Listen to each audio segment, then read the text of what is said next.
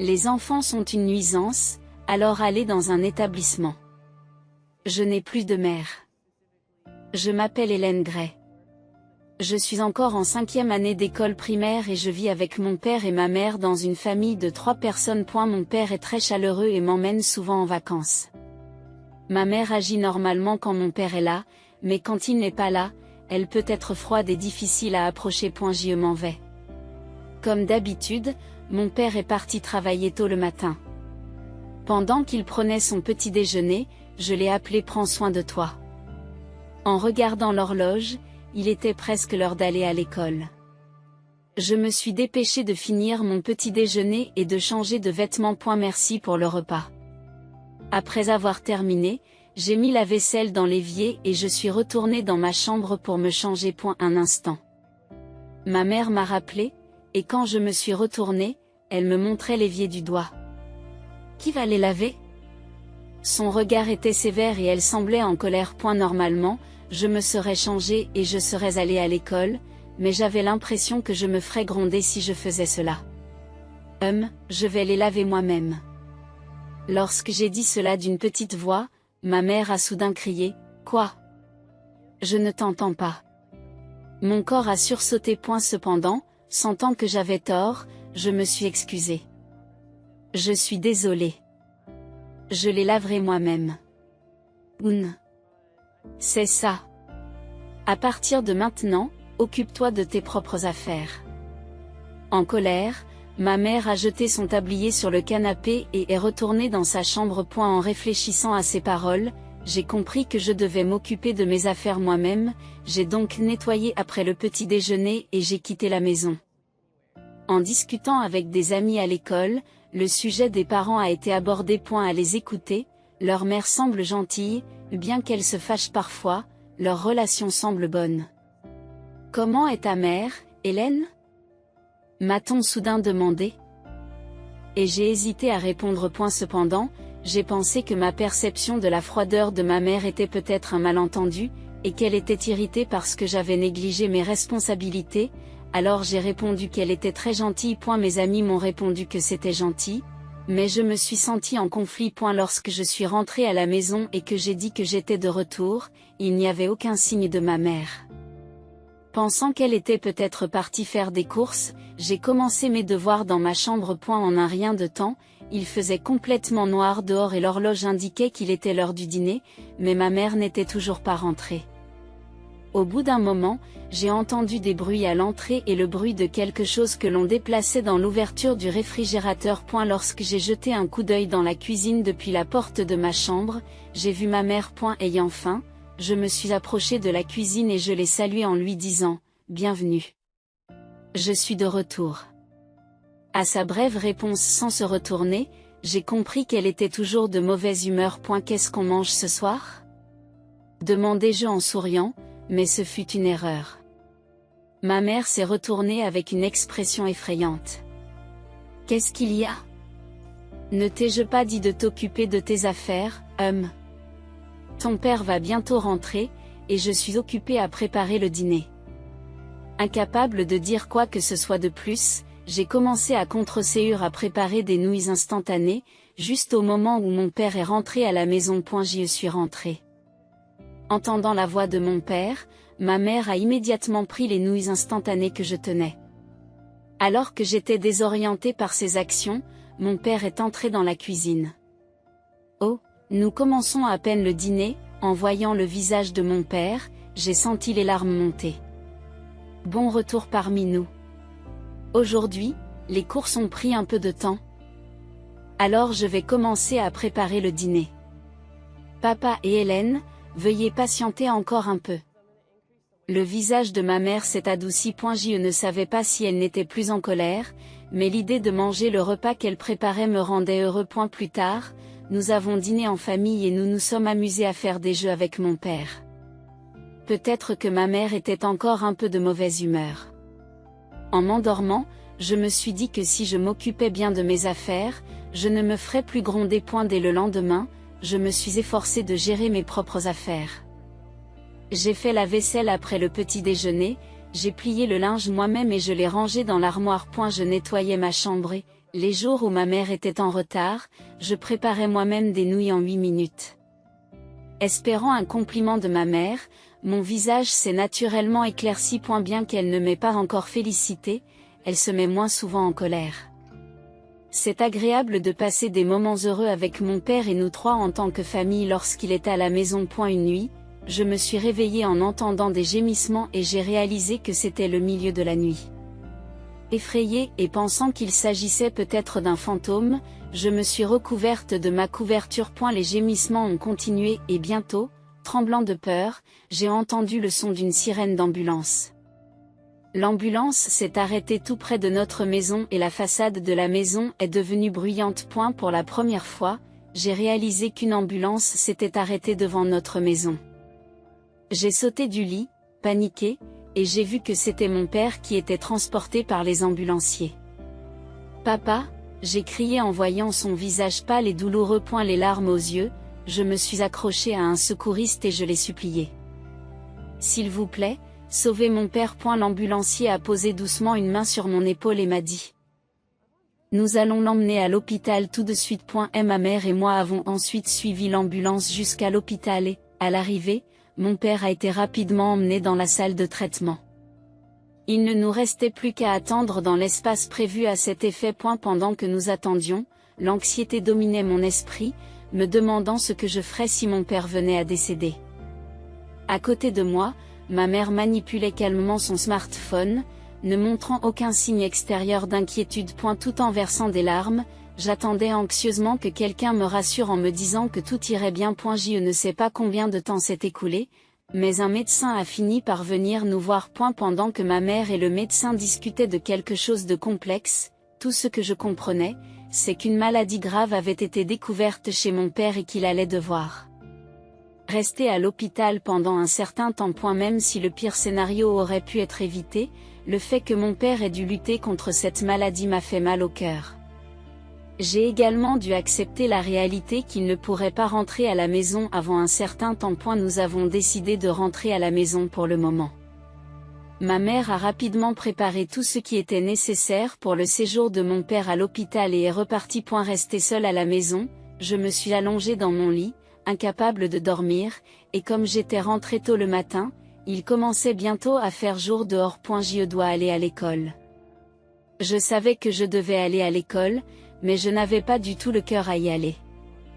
Je n'avais pas d'appétit et je restais immobile dans mon lit. « Tu ne vas pas à l'école ?»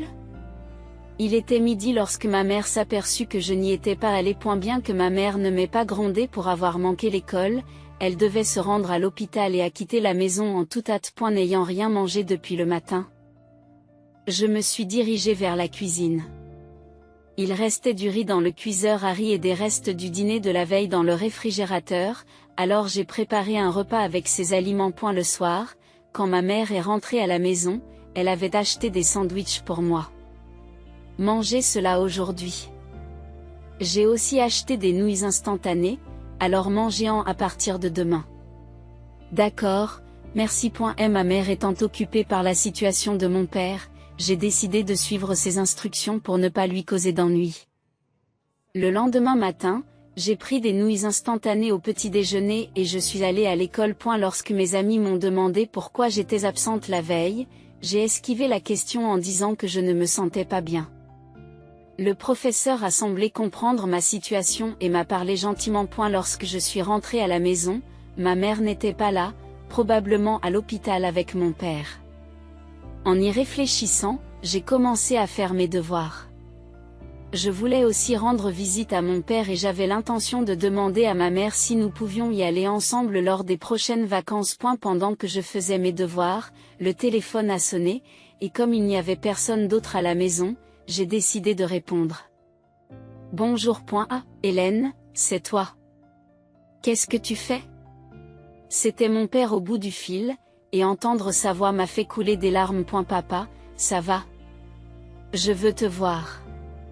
Pendant que je pleurais, mon père m'a parlé avec gentillesse et un sourire dans la voix. Je suis désolée de t'avoir inquiété. Il n'y a plus de problème maintenant. Papa veut te voir. J'aimerais que maman et toi veniez me rendre visite. Oui. J'en parlerai à maman. C'est bien. Est-ce que maman est là avec toi? La question de mon père m'a laissé un peu perplexe. Maman n'était pas à la maison, et je pensais qu'elle était à l'hôpital. Maman n'est pas là. Elle est peut-être à l'hôpital. Lorsque j'ai répondu, mon père a semblé se rendre compte de quelque chose et a commencé à parler de façon détournée. Ah, je vois. C'est vrai. Je suis rentrée à la maison il y a peu de temps. Je pense qu'elle sera bientôt de retour. Hélène, tu manges bien? Oui. Maman m'a acheté des nouilles instantanées, alors ça va. Après ma réponse, il y a eu un bref silence de la part de mon père avant qu'il ne change de sujet avec une simple IC. Après la conversation avec mon père, j'ai entendu la porte d'entrée s'ouvrir, signalant le retour de ma mère. Papa avait demandé à parler à maman, alors je lui ai tendu le téléphone quand elle est rentrée. Maman semblait un peu secouée lorsqu'elle a pris le téléphone et parlé avec papa. Lorsque maman est rentrée, je sentais une odeur de tabac sur elle, ce qui m'a fait me demander où elle était allée avant de retourner dans sa chambre. Le lendemain, quand j'ai demandé à maman si nous pouvions aller à l'hôpital ensemble, elle a fait une expression complexe, mais a finalement accepté de m'emmener. Les retrouvailles avec mon père ont été longues à venir. Elle était branchée sur une perfusion, mais dès qu'il m'a vue, il a affiché un grand sourire. Hélène, je suis si content que tu sois venue.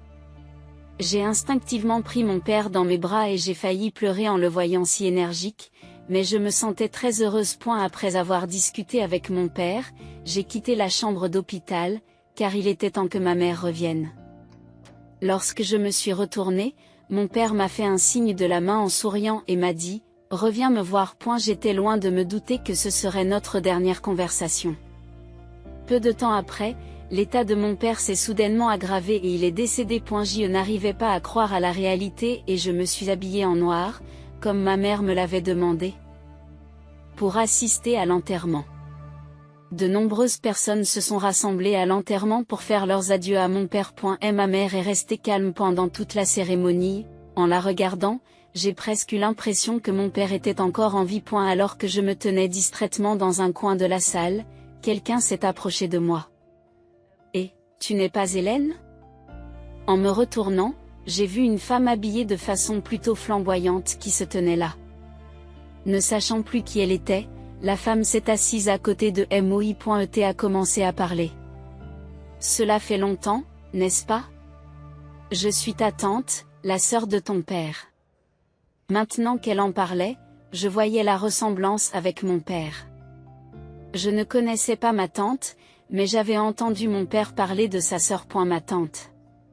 Oui, ma tante. Tu ne trouves pas que je ressemble à ton père, dit-elle en riant. Et son visage ressemblait en effet beaucoup à celui de mon père. À ce moment-là, ma tante m'a soudain serré très fort dans ses bras. C'est normal de pleurer, Hélène. Tu as bien fait, dit-elle, et sans m'en rendre compte, mes larmes se sont mises à couler encore plus fort. J'ai eu l'impression d'avoir vraiment accepté la réalité, à savoir que je ne reverrai plus jamais mon père à ce moment-là.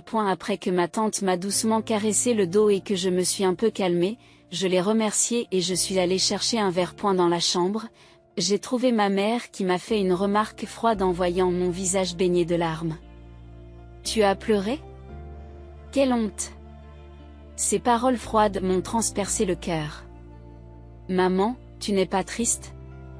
demandai-je, choquée qu'elle ne semble pas avoir de chagrin du tout. Être triste ne changera rien. « Il est parti maintenant, » répondit froidement ma mère. Ces paroles froides ont fait trembler mon corps. Même si nous avions toujours ri et nous étions amusés tous les trois lorsque mon père était là. Je me demandais si ma mère l'avait vraiment détesté. Alors que je restais figée, ma tante est apparue. « Oh, belle-sœur, ça fait longtemps qu'on ne s'est pas vu, » dit ma tante d'un ton enjoué. Mais l'expression de ma mère a immédiatement changé. « Oh, ça fait longtemps. As-tu besoin d'aide ?» demanda ma tante, ce à quoi ma mère a répondu « Non, il n'y a rien. » « Alors, Hélène, allons là-bas » propose ma tante. Elle m'a pris la main et nous avons quitté la pièce. J'ai vu à l'expression de ma mère qu'elle se sentait mal à l'aise en présence de ma tante. Par la suite, j'ai passé du temps aux côtés de ma tante, et l'enterrement s'est terminé sans incident. Hélène, nous partons maintenant, m'a dit ma mère après l'enterrement. Ma tante m'avait tenu la main pendant toute la durée de l'enterrement, mais elle l'a lâchée au moment de partir. Son expression était un peu triste. Hélène, à bientôt.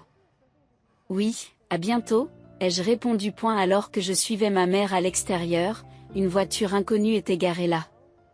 Désolée de t'avoir fait attendre, dit ma mère en ouvrant la portière. Un homme inconnu était assis sur le siège du conducteur, et j'ai senti une résistance à monter dans la voiture, inconsciemment. Ne traîne pas, monte vite, m'a demandé ma mère d'un ton que je n'avais jamais entendu de sa part auparavant. À contre-séure, je suis montée dans la voiture. Et la voiture s'est mise à rouler dans la direction opposée à celle de notre maison. J'y continuais à regarder par la fenêtre. Ne sachant pas où nous allions, je ressentais une légère peur à l'intérieur de la voiture. Nous sommes ici.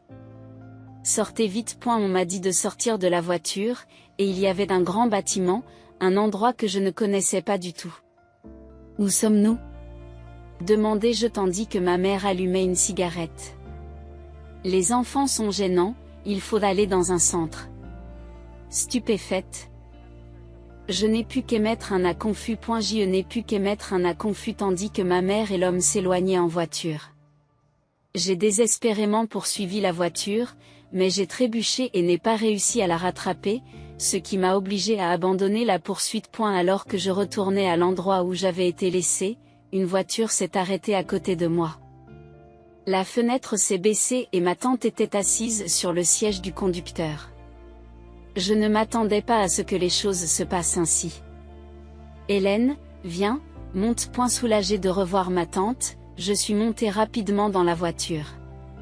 Elle m'a tapoté la tête et, en réponse à sa gentillesse, les larmes ont commencé à couler doucement. Combien de fois vas-tu pleurer aujourd'hui ? Pauvre petite chose. Après avoir roulé pendant un certain temps, nous sommes arrivés à une maison qui semblait être celle de ma tante. En entrant, une voix d'homme nous a chaleureusement accueillis en nous souhaitant la bienvenue. Je me suis instinctivement cachée derrière ma tante, mais elle a ri et m'a rassurée, ce n'est pas grave. Alors que je regardais timidement la personne, un jeune homme se tenait là, souriant chaleureusement. Surpris ? Je m'en excuse. En fait, je suis le mari de cette dame. Vous pouvez donc m'appeler mon oncle. Il me tendit la main avec un sourire amical. Rassuré, je lui ai serré la main et il a souri à nouveau. Vous devez avoir faim, n'est-ce pas ? Le dîner est prêt. Il faut que tu manges bien et que tu deviennes fort. Tu es aussi difficile qu'une mère. Leurs plaisanteries m'ont fait rire, et c'est à ce moment-là que mon estomac s'est mis à gronder. J'ai rougi de gêne et ils ont ri encore plus. J'étais soulagée de pouvoir enfin profiter d'un dîner amusant, ce qui m'avait manqué pendant si longtemps. Après le dîner, on m'a préparé un bain et on m'a mis un pyjama pour que je me change. Quand je suis allée dans le salon, ma tante avait préparé du lait chaud. Du lait chaud, hein ? Tu n'es pas un peu trop vieille pour ça ? N'est-ce pas, Hélène, mais les enfants de l'école primaire n'aiment pas le lait chaud ? Non, leur échange ludique était si réconfortant que je n'ai pas pu m'empêcher de rire avec eux. Entraînés par leur rire, ils se mirent à rire tous les deux. Assieds-toi, j'ai quelque chose à te dire, dit mon oncle, et tandis que je m'asseyais devant le lait chaud, il commença à parler. Hélène, que dirais-tu de devenir notre enfant, a-t-il soudain proposé, et comme j'étais sur le point de boire mon lait, je me suis étouffée. Tout. Quoi ? M'exclamai-je avec surprise. Pardon. C'était soudain, n'est-ce pas, dit mon oncle en me tapotant le dos. Ma tante, qui observait la scène, rit de bon cœur. Pourquoi ne deviens-tu pas notre enfant ? Veux-tu vraiment retourner chez ta mère, continua ma tante. Ces paroles m'ont fait réfléchir profondément. Je ne déteste pas ma mère, mais compte tenu de la situation familiale, de mon père et du fait que j'ai été abandonnée, l'idée de retourner chez elle m'effraie. En fait, nous en avons parlé à ton père, m'a dit mon oncle. En entendant le nom de mon père, j'ai été encore plus surprise. Puis ma tante a tout expliqué en détail. L'homme avec qui ma mère était son partenaire, et mon père était au courant. Il était très inquiet pour moi. Comme son état s'aggravait et qu'il se rendait compte qu'il ne lui restait peut-être plus beaucoup de temps, mon père leur a demandé de s'occuper de moi après son départ. En entendant cela, les larmes ont coulé et mon père m'a désespérément manqué. Ton père t'aimait beaucoup et se souciait énormément de toi, a dit ma tante en me caressant doucement, son contact chaud et réconfortant. J'ai silencieusement crié des mots de remerciement à mon père, encore et encore dans mon esprit. Je me souvenais de mon père, qui jouait toujours avec moi et que j'aimais beaucoup. J'ai décidé qu'à partir de maintenant, je voulais devenir plus forte. Je veux rester avec vous, mon oncle et ma tante, leur ai-je dit, et ils ont été très contents. Des procédures formelles sont nécessaires pour que nous devenions officiellement une famille, et même si elles prendront un certain temps, on m'a assuré que je pouvais rester avec eux sans inquiétude en attendant. Voulant être utile à mon oncle et à ma tante, j'ai décidé de les aider à préparer le petit déjeuner et le dîner, ainsi qu'à nettoyer la salle de bain et les toilettes. Mais mon travail acharné n'a fait qu'inquiéter davantage mon oncle et ma tante. Les enfants de l'école primaire devraient jouer davantage, disait-il, et même si j'étais confuse, j'ai quand même commencé mes devoirs. Hélène, as-tu fait le ménage pendant tout ce temps, m'a demandé ma tante pendant le dîner. Lorsque j'ai acquiescé, mon oncle, assis à côté de moi, m'a gentiment serré dans ses bras et m'a dit, ça n'a pas dû être facile de n'être qu'une enfant de l'école primaire. Les élèves de l'école primaire peuvent participer aux tâches ménagères, mais je crains que tu n'en fasses trop. En effet, il se peut que j'aie cherché à mériter les éloges de ma mère sans même m'en rendre compte. Je me suis tue en réalisant cela. Les éloges de ma mère que je n'ai jamais reçus. J'avais l'impression que mes efforts ne signifiaient pas grand-chose pour elle. Tu n'as pas à t'inquiéter de quoi que ce soit ici. Tu peux aider. Mais ce qui est important, ce sont tes amis, l'école et prendre soin de toi. Nous voulons que tu te chérisses.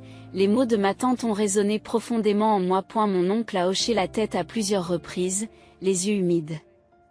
J'ai senti à quel point j'étais heureuse d'être avec ma tante et mon oncle. 2 semaines après l'enterrement de mon père, j'ai été convoquée dans la salle des professeurs de l'école. En me demandant de quoi il s'agissait, on m'a dit qu'il y avait un appel téléphonique de ma mère. Le professeur ne devait pas savoir grand-chose de ma situation. Pensant que laisser l'appel téléphonique sans surveillance pourrait inquiéter les professeurs, j'ai décroché le combiné en tremblant. J'ai décroché le combiné avec des mains tremblantes. Bonjour ? Hélène, réponds vite au téléphone. La voix de ma mère, que je n'avais pas entendue depuis longtemps, criait. Où es-tu en ce moment ? J'ai appelé l'établissement et on m'a dit que tu n'étais pas là. Je me suis étouffée, incapable de répondre. Est-ce que tu m'écoutes ? Eh bien, peu importe. Je viens te chercher parce qu'après, j'aurai l'argent de poche. J'ai besoin d'argent tout de suite, dit ma mère. En entendant ces paroles, je me suis sentie reprendre rapidement mes esprits.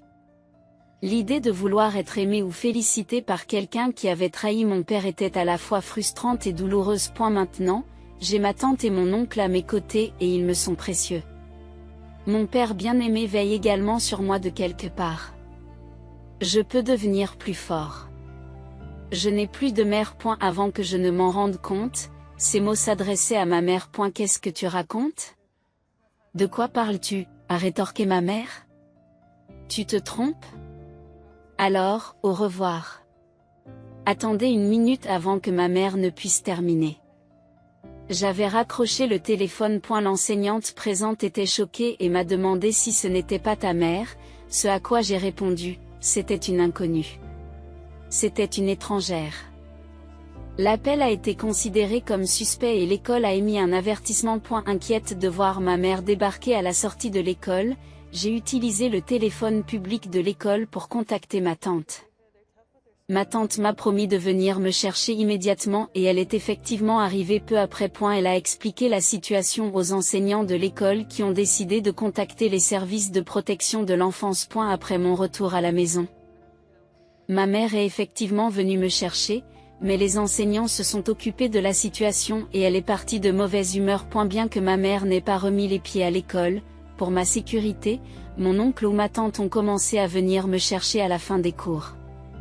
J'étais reconnaissante à mon oncle et à ma tante de me réconforter, mais ils m'encourageaient joyeusement à ne pas m'inquiéter. Grâce au soutien de mon oncle et de ma tante, j'ai pu mener une vie heureuse. Les professeurs de l'école sont gentils et je me sens soutenue par de nombreuses personnes. Un jour, le téléphone de la maison a sonné. Ces derniers temps, je répondais de plus en plus souvent à des appels chez ma tante. Comme d'habitude, j'ai répondu joyeusement au téléphone en disant bonjour. Cependant, la réponse était une voix que je ne voulais pas entendre. « Oh, ce n'est pas Hélène ? Je pensais que tu n'étais pas à l'établissement, mais tu y es finalement. » Dès que j'ai entendu la voix de ma mère, j'ai sursauté. Comment savait-elle que j'étais ici? Je ne l'avais dit à personne. Arrête de rester là-bas et reviens vite. Les choses sont difficiles ici, a poursuivi ma mère de manière unilatérale. D'après ma mère, la société de son partenaire a fait faillite et elle est en difficulté financière. Malgré les intentions de ma mère, tout ce que je percevais, c'était sa dépendance financière à mon égard, qui devenait évidente au fur et à mesure qu'elle continuait à plaider au téléphone. Auparavant, lorsqu'elle avait appelé l'école, elle avait fait part de ses problèmes financiers, ce qui indiquait sa situation économique désastreuse. Alors que je restais silencieuse, la colère de ma mère s'intensifiait. Au milieu de ses cris, ma tante m'a soudain pris le téléphone. Je me suis retournée pour la voir sourire, mais son expression s'est rapidement transformée en colère. Réponds au moins. Est-ce que tu écoutes au moins ce que ma mère a crié? Ça suffit. Je t'entends, a répondu ma tante avec fermeté. Et la voix de ma mère s'est éteinte au téléphone. Mon cœur battait la chamade pendant la confrontation. Comment peux-tu ne pas avoir honte? Dire à sa fille de revenir pour de l'argent, ce n'est pas une blague. Qu'est-ce que tu crois qu'Hélène et ma tante la confrontaient? Ce ne sont pas vos affaires. Hélène est ma fille, rendez-la moi. Ma mère a argumenté. Pourquoi avez-vous laissé votre fille devant un établissement alors? Arrêtez de faire des arguments commodes, a rétorqué ma tante. Je vais appeler la police. Je vous accuserai d'enlèvement, menaça ma mère. Allez-y, dites-le. Nous avons des preuves de toutes les choses terribles que vous avez faites à Hélène, nous pouvons les partager aussi. En fait, nous accueillons volontiers la police, cela permettrait de régler les choses plus rapidement, a dit ma tante avec assurance. Ce que ma mère a crié et je me suis sentie coupable, comme si je causais plus de problèmes. À ce moment-là, sans que je m'en aperçoive, mon oncle est revenu et me tapote doucement l'épaule. C'est bon. Laisse-nous faire. C'est une affaire d'adulte. Mon oncle m'a ensuite pris la main et m'a préparé du lait chaud. Hélène, tu aimes le lait chaud, n'est-ce pas? Tu en bois beaucoup. Oui, c'était délicieux la première fois que je l'ai goûté. J'ai adoré. Répondis-je. En entendant cela, mon oncle a souri joyeusement. À au bout d'un moment, ma tante est revenue dans le salon et a remarqué mon air inquiet, m'ébouriffant les cheveux tout en parlant. Qu'est-ce qui se passe avec ce visage? Il n'y a pas de quoi s'inquiéter.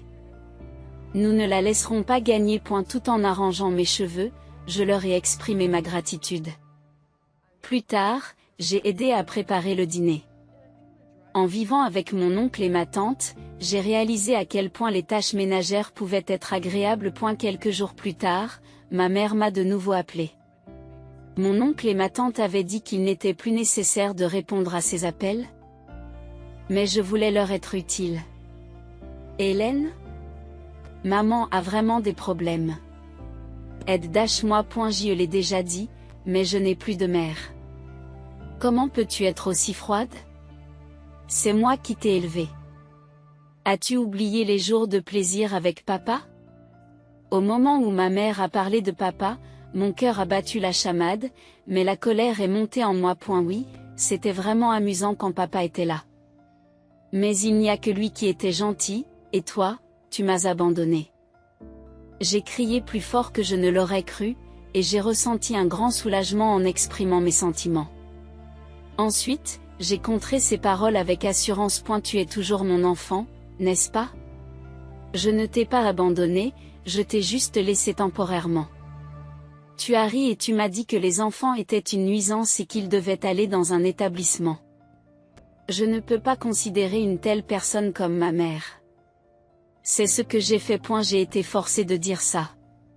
Ce n'est pas de ma faute. Mais vous m'avez abandonné. Donc, je n'ai pas de mère. Si j'ai une mère, c'est ma tante. Mon père est mon oncle et mon père au ciel. Tu as subi un lavage de cerveau. Reviens sans te plaindre. À ce moment-là, je me disputais intensément avec ma mère tout en versant des larmes. Mais étrangement, mon cœur s'est senti plus léger, comme si j'avais libéré tout ce que j'avais retenu. Alors dis-leur au moins de me laisser vivre dans leur maison. Je ne peux même pas manger correctement. Non, je ne vous laisserai pas déranger mes proches. Soudain, j'ai senti une présence derrière moi et je me suis retournée pour découvrir ma tante et mon oncle. Et ma tante m'a tapoté l'épaule et m'a félicité en me disant « Bien joué ». Mon oncle, les larmes aux yeux, a acquiescé. Ensuite, ma tante a pris le téléphone et a continué à parler à ma mère. Étrangement, elle semblait satisfaite. Mon oncle a exprimé combien il était heureux que je l'appelle papa. Recevoir ces mots de gratitude m'a fait me sentir bien à l'idée de l'appeler ainsi. Il m'a semblé bon de continuer. Après cela, les contacts avec ma mère ont cessé. C'est peut-être aussi grâce au soutien de mon oncle et de ma tante. Quelque temps après avoir commencé ma nouvelle vie, ma tante m'a fait la surprise de m'offrir mon premier smartphone. Avoir un smartphone pour la première fois était excitant, et cela m'a permis de rester en contact plus fréquemment avec mes amis, ce qui a rendu ma vie encore plus agréable. Un jour inhabituel. Au milieu des longues journées paisibles, la ligne fixe de la maison a sonné. Depuis la situation de ma mère, l'école avait surtout contacté mon oncle et ma tante sur leur téléphone portable. Quant à moi, je communiquais généralement avec mes amis par l'intermédiaire de mon nouveau smartphone. Me demandant qui cela pouvait être, j'ai répondu au téléphone. Bonjour. Contrairement à ma voix optimiste, c'est une voix léthargique qui m'a répondu. Bonjour, c'est moi. Au début, je n'ai pas reconnu qui c'était, pensant qu'il s'agissait d'un faux numéro. Comme on m'avait appris à l'école à ne pas parler à des inconnus au téléphone, j'étais sur le point de raccrocher. Attends, c'est maman. As-tu oublié ma voix? Et, c'est maman. Ah. Maintenant que tu le dis. Quand elle m'a dit que c'était elle, j'ai écouté plus attentivement, et en effet, c'était la voix de ma mère. Elle était nettement plus faible qu'avant, ce qui la rendait difficilement reconnaissable. Tu vas bientôt entrer en 6e, hein? Il n'y a plus personne ici. Ma mère s'est mise à pleurer à ces mots. Alors que je me demandais ce qu'il fallait faire, elle a parlé d'un ton lourd. Le fait est que je suis à l'hôpital. Je suis tombée malade. J'ai pensé à mon père, mais sans tristesse. Au contraire, j'étais reconnaissante pour tous les bons souvenirs qu'il m'avait donnés. Alors que ma mère demandait de l'aide pour ses frais médicaux et ses soins, je me tue. Dites quelque chose. Pourquoi devrais-je m'occuper d'une étrangère comme vous? Je ne paierai pas tes factures d'hôpital. Et je ne demanderai pas à ma tante de le faire non plus. Ne soyez pas trop arrogant. Sa vigueur était surprenante pour quelqu'un qui se disait malade. Entendre parler de la maladie de ma mère ne m'a pas troublé comme cela avait été le cas lors du décès de mon père. Mes sentiments à son égard s'étaient complètement apaisés, et ses paroles ne m'inspiraient plus aucune crainte. J'ai simplement eu pitié de sa situation. Je n'aurais jamais imaginé pouvoir répondre à ma mère avec un tel détachement, mais je savais que je ne voulais pas devenir comme elle en grandissant. En fait, j'ai reçu un nouveau smartphone, et la ligne fixe de la maison est à peine utilisée, donc elle va bientôt être supprimée. Cela pourrait bien être notre dernier adieu. Voyant qu'elle paniquait, j'ai continué froidement. Ne terminez pas les choses de cette façon. Alors, donne-moi ton numéro de smartphone. Je ne peux pas faire ça. Il n'y a personne pour m'aider? Il n'y a personne pour me soutenir. Alors, je ferai en sorte de contacter quelqu'un qui pourrait s'occuper de vous. Sa voix s'est brièvement éclaircie à mes mots, mais j'ai soupiré intérieurement. Avant de raccrocher, j'ai obtenu le nom de l'hôpital et j'ai immédiatement contacté ma tante. Lorsque j'ai rapporté cette interaction à ma tante, elle m'a félicité d'avoir géré la situation toute seule. Puis-je vous demander de vous occuper de tout contact ultérieur, ai-je demandé. Et ma tante a accepté sans hésiter et m'a promis de contacter quelqu'un qui pourrait s'occuper de la situation. Quelques jours plus tard, j'ai remarqué que le téléphone de la maison sonnait sans arrêt. Supposant qu'il s'agissait probablement de ma mère, j'ai délibérément choisi de ne pas répondre. Ce soir-là, le téléphone a continué à sonner tard dans la soirée, même après le retour de ma tante et de mon oncle. Lorsque j'ai informé ma tante que le téléphone sonnait toujours, elle a soupiré et décroché le combiné. Comme prévu, c'était ma mère qui était au bout du fil, et un échange houleux s'est engagé entre elle et ma tante. Ma mère insistait pour me parler, mais ma tante refusait fermement. De l'autre côté de la ligne, il était clair que ma mère était furieuse que j'ai contacté son frère. En effet, la personne que j'avais demandé à ma tante de contacter était le frère de ma mère, mon oncle, dont je me souviens qu'il n'aimait pas ma mère. Le frère de ma mère est connu pour son entêtement et son sens profond de la morale, et il n'aurait jamais toléré la mauvaise conduite de ma mère. Lorsqu'il a appris la nouvelle par ma tante, il était furieux et a promis de venir immédiatement. Les retrouvailles entre les frères et sœurs après plusieurs années se sont terminées de manière désastreuse, ce qui a alimenté la colère de ma mère à notre égard. Habituellement calme, mon oncle a demandé à ma tante de lui passer le téléphone lorsqu'il a vu la situation s'envenimer. Cependant, son expression a changé dès qu'il a pris l'appel. Il devient encore plus effrayant que moi quand il est en colère, m'a murmuré ma tante. Oh, ça suffit. Si tu veux parler autant, je viendrai moi-même. Je t'obligerai à t'excuser devant un couloir. Malade ou pas, ça n'a pas d'importance. Prépare-toi, cria mon oncle. Après le coup de gueule de mon oncle, ma mère a raccroché, choquée. Oups, elle a raccroché. À la fin de l'appel, mon oncle souriait comme d'habitude. Il est vrai que lorsqu'une personne généralement calme se met en colère, cela fait peur. Par la suite, ma mère a été emmenée de force chez son frère. Et sa maladie s'est avérée moins grave que prévu et elle a rapidement quitté l'hôpital. Forcée de vivre et de travailler dans la ferme de son frère. Ma mère, qui avait initialement prévu un style de vie somptueux avec son amant, n'aimait pas le travail à la ferme, mais n'avait pas d'autre choix que de travailler sous les exigences sévères de son frère. N'ayant plus les moyens de s'offrir des marques de luxe, elle a commencé à porter des vêtements d'occasion donnés par des villageois. Entre-temps, la procédure d'adoption avec ma tante et mon oncle a été finalisée, et je suis officiellement devenu leur enfant. Nous avons célébré l'événement par une grande fête au cours de laquelle j'ai ri de bon cœur. À notre grande surprise, nous avons appris que l'année prochaine, un nouveau frère ou une nouvelle sœur rejoindrait notre famille, ce qui m'a rendue incroyablement heureuse et reconnaissante. Cette expérience a réaffirmé mon désir de chérir ce que signifie être une famille.